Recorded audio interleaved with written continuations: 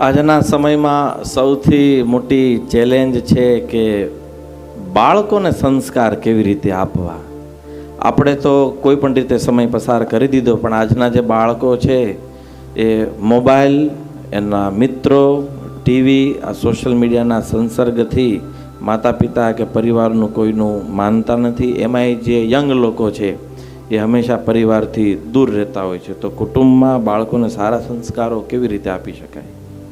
તો બહુ એક મોબાઈલ છે ને બહુ ભયંકર છે. હમણાં પૂજ્ય જ્ઞાનજીવન સ્વામી એક મસ્ત વાત કરી. જે માં પોતાના નાના બાળકને મોબાઈલ આપી દે છે એ એની ગયા જન્મની શત્રુ છે.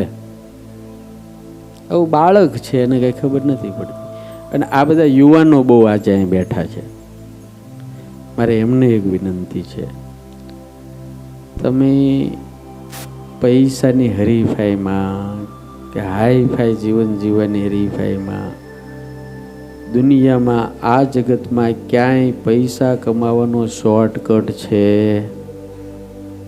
અને જેટલા શોર્ટકટ કરવા ગયા છે એને એના બાપાના તોલા કરી નાખ્યા છે, કે દવા પીવી પડી છે, એના બાપાને ઘર વગીરના કરી નાખ્યા છે. મોબાઈલમાં હવે જુગાર રમાડે. પહેલાં તો આપણે રમવા જવું પડતું. ગયેલા ને તમે બધા? ભીમ 11 તો આપણે ભીમ 11 જાણે 11 ભીમ જુગાર રમવા બેઠા મળે. ભીમ 11 રમી, આમ નથી રમતા. એટલે પહેલાં તો ખાનગીમાં રમવા, હવે તો કાંઈ નહીં. તમે આમાં બેઠો ને તમારો છોકરો આમાં બેઠો બેઠો રમતો હોય. રમી જાય કેટલું રમી જાય ખબર નહીં પડતી. એટલે બહુ તકલીફ છે. એટલા માટે મોબાઈલથી દૂર રહેજો અને કાયમ જિંદગીની અંદર શીખી રાખજો કે પૈસા પરસેવો પાડ્યા વગર ક્યારેય મળતા. મફતમાં જો મળતું હોય તો આપણે બધા રૂપિયાવાળા થઈ જ ગયા હોય. એટલે એવું છે નહીં. દેખાડવામાં આવે. કેટલાય લોકો દવા પીવે. પહેલાં થોડું અત્યારે ચીટરો એટલા બધા વધી ગયા છે, એના આગળ પ્લાન જ બહુ મસ્ત હોય. હા, એટલા મસ્ત પ્લાન હોય કે આપણે કોઈ દાડ વિચાર્યું પણ ન હોય.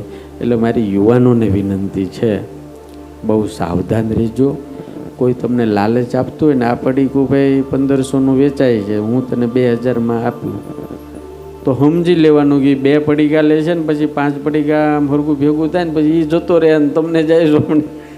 એટલે આવા બહુ છે. એટલે મોબાઈલથી દૂર રહો ને તો આમાંથી બચી જાઓ.